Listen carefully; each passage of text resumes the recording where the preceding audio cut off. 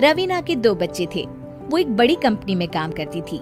उसके ऑफिस जाने के बाद उसकी सास उसके बच्चों को संभाला करती, लेकिन रवीना को इसकी कोई कदर नहीं थी। एक दिन रवीना अपनी माँ से फोन पर कहती है, मम्मी क्या बताऊं, मेरी सास तो बिल्कुल अच्छी नहीं है। वो समझती नहीं है कि मुझे कितना काम करना पड़ता है। एक तो ऑफिस तक का लंबा सफर और फिर 9 घंटे लगातार काम। बैठे बैठे तो मेरी पीठ अकड़ जाती है। खुद तो सारा दिन घर में मजे करती है, जब मन करा सोए, जब मन किया खाए। तभी उसकी सास वहाँ आ जाती है। अच्छा माँ, मैं बाद में आपको फोन करती हूँ। जी मम्मी जी, कोई काम है क्या आपको? क्या हुआ? रवीना बहू, सारा दिन तो तू ऑफिस के मजे लेती है, लेकिन यहाँ ये बच्चे मुझे आराम भी नहीं करने देते। मेरी तो तबीयत खराब हो रही है। तो आपको लगता है कि मैं दफ्तर में मौज करती हूँ? आपको क्या समझाऊं, छोड़िए। माँ, काम करना भी जरूरी है। मजबूरी नहीं होती तो मैं खुद ही अपने बच्चों को देख लेती।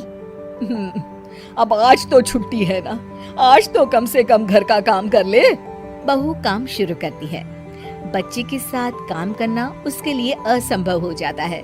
वो जाकर बच्चा सास को देती है और कहती है, मम्मी जी जरा बच्चा तो पकड़ लीजिए, मैं घर का काम कैसे करूं? जैसे मैं करती हूँ रोज बच्चे के साथ। तुझे बताऊं तो तू सोचती है कि कोई बड़ा काम तो है नहीं, बच्चा तो सोता रहता है। अब देख लिया। खैर, बस मैं यही तुझे समझाना चाहती थी। ला, बच्चा मुझे दे और काम कर। बहू मुंह बनाकर वहाँ से चली जाती है। वो मन में सोचती है, बात तो सही है, बच्चे के साथ घर का काम करना असंभव है। वो किसी तरह काम करती है और अगले दिन ऑफिस के लिए निकल जाती है। ऑफिस में उसकी सहेली उससे कहती है, यार तू तो बड़ी लकी है, तुझे तेरी सास खाना बना कर देती है, बच्चे भी देखती है और तुझे किसी बात की चिंता भी नहीं होने देती। अरे क्या लकी, बदले में मैं उन्हें पूरी कमाई जो दे देती हूँ और अपने बच्चे से दूर रहती हूँ, वो अलग। हर किसी को ना दूसरे की प्लेट में ज्यादा घी दिखता है।